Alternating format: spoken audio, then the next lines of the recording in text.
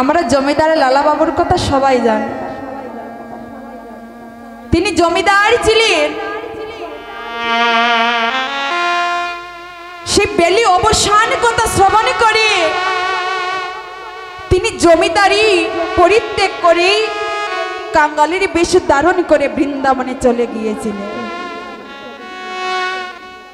সেই লালা বাবু একদিন কি করেছিলেন, বাঁশের দোলাই চড়ে পালকিতে চড়ে তিনি আজ গ্রামের মধ্যে দিয়ে যাচ্ছেন, ওই কাছারি গ্রাম দিয়ে। কেন? তিনি তো রাজ্য পরিচালনা করে। তিনি মনে মনে ভাবলেন, আজ আমি পালকিতে চড়ে সারা রাজ্য ঘুরে বেড়াবো। তিনি হঠাৎ করে শুনতে পেলেন কি, একটি দুপার মেয়ে বলছে তার পিতাকে ডেকে ডেকে, বাবুজি, ও বাবুজি, বেলা যে অবসান হয়ে যাচ্ছে বাবুজি, বাসনায় আগুন দাও। যেই না এই কথার শ্রবণ করেছে বাবা, যার যেমন ভাব সে সেমন ভাবেই কথাটা অনুভব করে। যেই না বলছে যে বাসনায় আগুন দাও, সাথে যে দাঁড়িয়ে ছিল ওকে বলছে, ওই কি বলছে রে? বলছে যে বাসনায় আগুন দিতে। প্রভু, দুপার মেয়ে তো বলছে বাসনায় আগুন দিতে। ও বাবা, আগেরকার দিনে বাসনা জেলে কাপড় ধোয়ানো হতো, এখন তো কত কি বের হয়েছে। আগে ছিল বাসনা। বলছে কি বাবা, যে বেলি অবসান হয়ে যাচ্ছে, শীঘ্র করে বাসনায় আগুন দাও। কাপড়গুলো তো ধৌত করতে হবে। বেলি যদি অবসান হয়ে যায় তাহলে আমরা কেমন করি কাপড় ধৌত করব। আর সেই কথা শুনে লালা বাবু মনে মনে চিন্তা করিলেন, বাসনায় আগুন দেবার কথা বলছে, বেলি অবসান হয়ে যাচ্ছে, আমাদের জীবনী বেলা অবসান হয়ে যাচ্ছে, কিন্তু আমরা একবারে বুঝতে পারলাম না।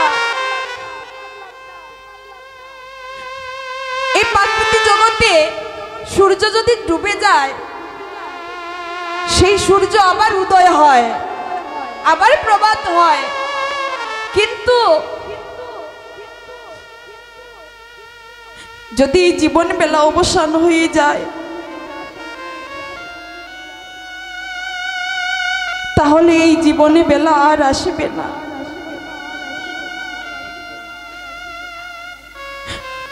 আমাদের জীবনে বেলার সূর্য যদি একবার ডুবে যায়,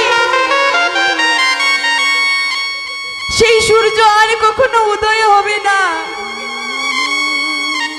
আজ লালা বাবু মনে মনে চিন্তা করিলে, একই আমি জমিদারি করতে করতে আমি তো বাবু বাড়ির কথা ভুলেই গিয়েছিলাম যে আমার জীবনে বেলা অবসান হয়ে যাচ্ছে, আমাকেও আপন করে যেতে হবে। তিনি মনে মনে চিন্তা করছেন, এই সব কিছু আমি পরিত্যাগ করে দেব। ছুটে চলেছেন গৃহপানে। সেখানে গিয়ে রাজবেশ পরিত্যাগ করে বাবা একটি গেরুয়া বসন পরিধান করে, আজ গলের মধ্যে একটি গামছা, সে গামছা দিয়ে আজ গুরুদেবের কাছে যাচ্ছে। গুরুদেব, গুরুদেব। কে? আমি লালা। ও, তুমি বুঝি জমিদারের লালা? না গুরুদেব, আমি জমিদারের লালা নয়,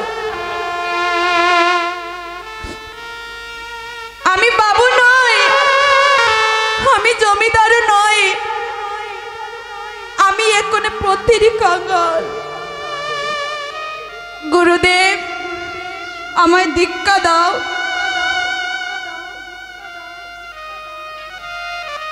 শ্রীজীব গোস্বামীর কাছে গিয়েছিল দীক্ষা নিতে।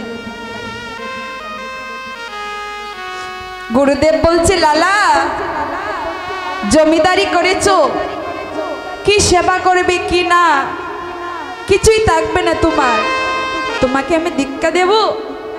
বলছে, গুরুদেব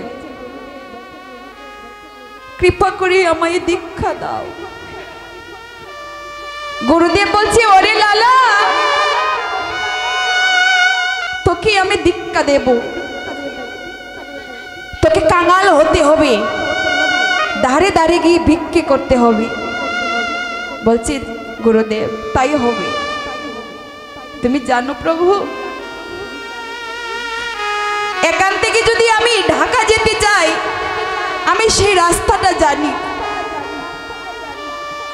এখান থেকে যদি সিলেটে যেতে হয়, আমি রাস্তাটা জানি। কিন্তু জানেন গুরুদেব, আমি তো গোবিন্দের চরণ পানে যাব, আমি যে সেই রাস্তাটা জানি না গুরুদেব। তাই তো বলছি, কৃপা করি ওই গোবিন্দের চরণে পানে যাবার একটু সুযোগ করে দিলেন। তাই গৌর হরি বল।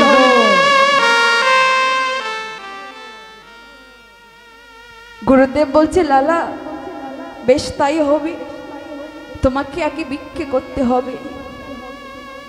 নগরে নগরে ভিক্ষা করছে, ভিক্ষা করে এনেছে। গুরুদেব এই দেখো আমি ভিক্ষা করেছি। লালা সব করে কি ভিক্ষা করেছ? গুরুদেব আমি সবার ঘরে ভিক্ষে করেছি, কিন্তু একজনের ঘরে আমি ভিক্ষা করিনি। সে হচ্ছে জগৎ স্যার, সে আমার বাল্যকালের বন্ধু ছিল। আমার মধ্যম বয়সে ওই জগৎ শেঠের সনে মামলা মোকদ্দমা করে আমি প্রতিহিংসায় বলেছিলাম যে ওই জগৎ শেঠের মস্তকটা ছেদন করে আমার কাছে এনে দেবে, তাকে আমি 1 লক্ষ স্বর্ণ মুদ্রা উপহার দেব। আমার কথা শুনে ওই জগৎ শেঠ বলেছিল যে ওই লালার মস্তকটা ছেদন করে আমার কাছে এনে দেবে, আমি তাকে 1 লক্ষ স্বর্ণ মুদ্রা উপহার দেব। গুরুদেব সেই কথাটা তো তার আজও মনে আছে। সেই কোপ, সেই অহংকার, যদি আমি যাই জগৎ শেঠের কাছে, আমাকে যদি সে বধ করে নেই। গুরুদেব বলছে, ওরে লালা এই জগতের একটা শত্রুকে তুই সাধন করতে পারবি না, একটা শত্রুর কাছে তুই যেতে পারবি না। এই দেহের ভিতরে যে 6টা শত্রু আছে, তাকে কেমন করে তুই সাধন করবি? এই যে দেহের মধ্যে 6টা রিপু আছে, এই রিপুকে কেমন করে সাধন করবে?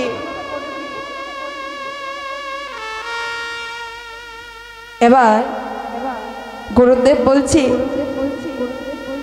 লালা তুই ঘরে ফিরে যা, তোকে দিয়ে হবে না। লালা মনে মনে চিন্তা করছে, গুরুদেব একবার যখন সবে কিছু আমি পরিত্যাগ করেছি, আর আমি সেই রাজ্যে ফিরে যাব না, আমি সেই জমিদারিতেও ফিরে যাব না, আমি যাব জগৎ শেঠের কাছে। ধীরে ধীরে যাচ্ছি জগৎ শেঠের কাছে। সেখানে গিয়ে দেখতে পাচ্ছে দাড়ি বসে আছে, তো দাড়িকে ডেকে বলছে, ওরে দাড়ি। জগৎ শেঠ জমিদারকে গিয়ে বল যে একজন ভিখারি এসেছে ভিক্ষা দান করতে। দাড়ি গিয়ে বলেছে জমিদারকে, তিনি চিৎকার করে উঠলেন যে আমি হচ্ছে জমিদার, আমি এক ভিক্ষুককে ভিক্ষা দান করব, তাও আমার হাতে, দূর করে দে। দাঁড়িয়ে এসে বলছে, ওরে ভিক্ষা তো দেবে না, যা দিতে হয় আমি দেব। বলছে, তোমার কাছ থেকে তো আমি ভিক্ষা নেব না, তুমি গিয়ে বলো, যাও তুমি গিয়ে বলো জগতের শেঠকে যে তোমার বাল্যকালের বন্ধু এসেছে, আমি হচ্ছি লালা, আমার কথা বলো। এবার দাড়ি মনে মনে ভাবছে, তাই তো, আজ লালা বাবু জমিদারি ছেড়ে ভিখারি হয়েছে, তা তো বলতেই হবে গিয়ে। বলছে, প্রভু দেখে এসো, লালা বাবু জমিদারি পরিত্যাগ করে কাঙাল সেজেছে আর বলছে তোমাকে ভিক্ষা দিতে। আজ জগৎ শেঠ ওই দাড়িকে বলছে, দাড়ি যাই হোক, যা চায় সব কিছু তুই দিয়ে দে, তাও তো বন্ধু,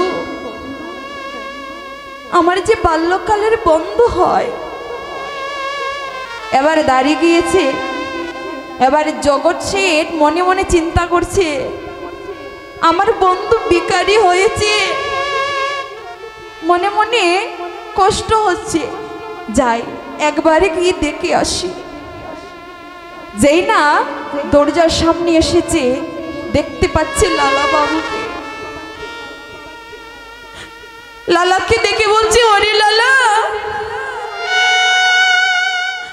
তোর কেমন দশা হলো, তোর জমিদারি ছেড়ে দিয়ে তুই কেন কাঙালের বেশি ধারণ করলি?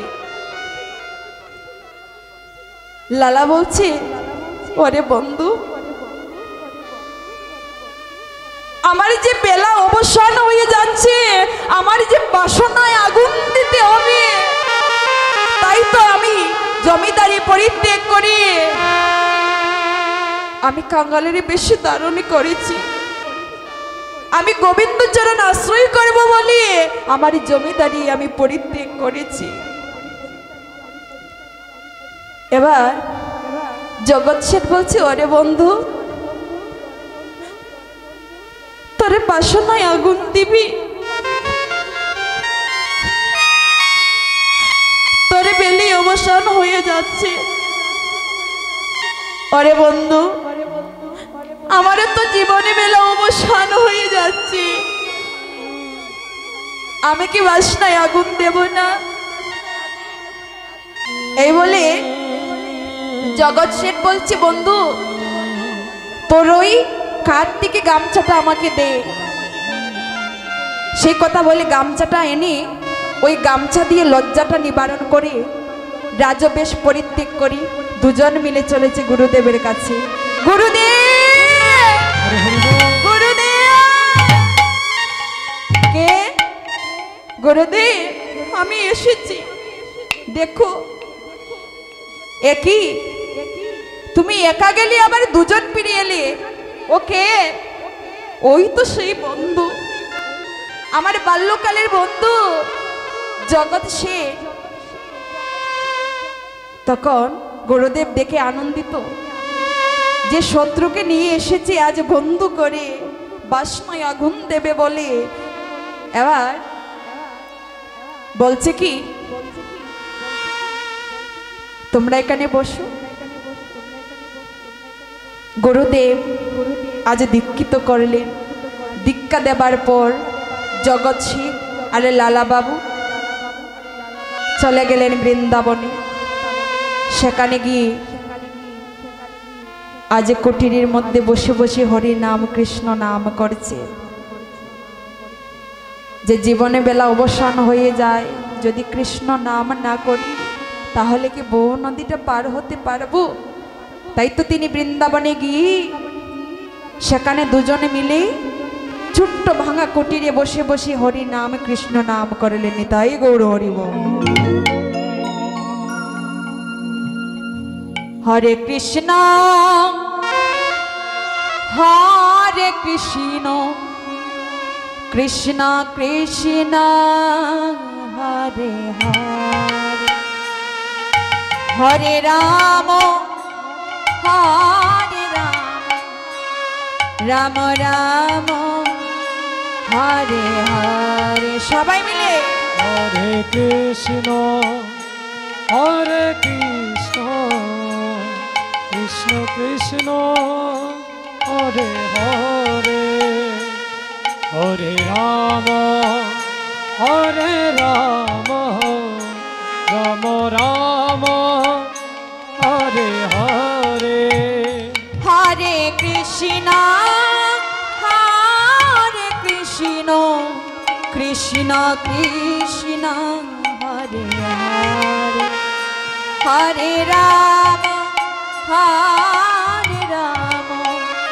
রাম রাম হরে হরে হরে কৃষ্ণ কৃষ্ণ কৃষ্ণ হরে হরে হরে রাম রাম রাম হরে হরে হরে কৃষ্ণ কৃষ্ণ কৃষ্ণ হরে হরে হরে রাম রাম রাম হরে হরে হরে কৃষ্ণ কৃষ্ণ কৃষ্ণ হরে হরে হরে রাম রাম রাম হরে হরে। তো আমাদেরও বেলি অবসান হবে, তার আগে কৃষ্ণ নাম করতে